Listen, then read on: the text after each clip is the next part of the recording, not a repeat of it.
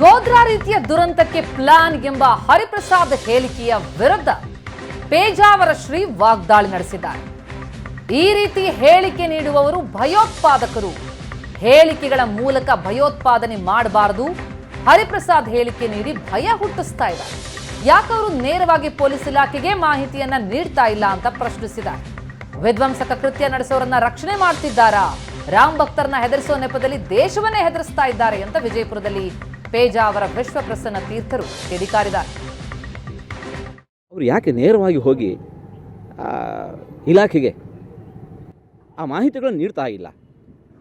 ಯಾರನ್ನು ರಕ್ಷಣೆ ಮಾಡ್ತಾ ಇದ್ದಾರೆ?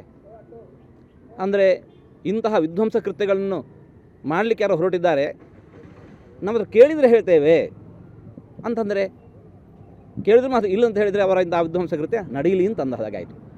ಹಾಗಾದರೆ ಯಾರು ರಕ್ಷಣೆ ಮಾಡ್ತಾ ಇದ್ದಾರೆ? ಪ್ರಜೆಗಳೇ ರಕ್ಷಣೆ ಮಾಡ್ತಾ ಇದ್ದಾರೋ ಅಥವಾ ವಿಧ್ವಂಸ ಕೃತ್ಯವನ್ನು ನಡೆಸಲಿಕ್ಕೆ ಹೊರಟವರನ್ನು ರಕ್ಷಣೆ ಮಾಡ್ತಾ ಇದ್ದಾರೋ?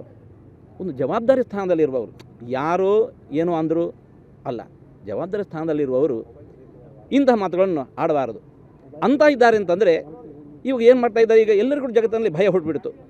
ಅಂದರೆ ಇವಾಗ ಭಯೋತ್ಪಾದಕರು ಯಾರಾದರೂ ನೀವು ಹೇಳಿ, ಈ ಭಯೋತ್ಪಾದಕರಾದದ್ದು ಯಾರು? ಇವರಲ್ಲಿ ಅಂತಹ ಮಾಹಿತಿಗಳಿತ್ತು ಅಂತ ಹೇಳಿದರೆ ಜಗದ ಭಯವನ್ನು ನಿವಾರಣೆ ಮಾಡಲಿಕ್ಕೆ ಕೂಡಲೇ ಇಲಾಖೆಗೆ ಹೋಗಿ ಯಾರಾದರೂ ಸರಿ, ಅವರು ಇವ್ರದ್ದಲ್ಲ, ಯಾರಾದರೂ ಸರಿ ಮಾಡಬೇಕಾದ ಕೆಲಸ. ಅದು ಇಲ್ಲದೆ ಇಂಥ ಮಾತುಗಳನ್ನು ಅಂತ ಇದ್ದಾರೆ ಅಂತಂದರೆ ಆವಾಗ ಸ್ವತಃ ಅವರು ಭಯೋತ್ಪಾದಕರ, ಯಾರು ಮಾಡ್ತಾ ಇದ್ದಾರೋ ಅಂತವರು ಭಯೋತ್ಪಾದಕರಾಗ್ತಾರೆ. ಈಗ ರಾಮಭಕ್ತರನ್ನು ಹೆದರಿಸುವ ನೆವದಲ್ಲಿ ದೇಶವನ್ನು ಹೆದರಿಸ್ತಾ ಇದ್ದಾರೆ, ಪ್ರಪಂಚವನ್ನು ಹೆದರಿಸ್ತಾ ಇದ್ದಾರೆ. ಯಾಕೆ?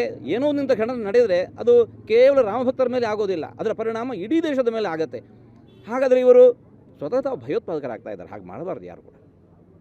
ಇದ್ರ ಮಾಹಿತಿ ಇದ್ದರೆ ಕೂಡಲೇ ಹೋಗಿ ಅದರ ಪರಿಹಾರಕ್ಕೆ ಏನು ಮಾಡಬೇಕು ಆ ಕೆಲಸಗಳನ್ನು ಮಾಡಬೇಕು.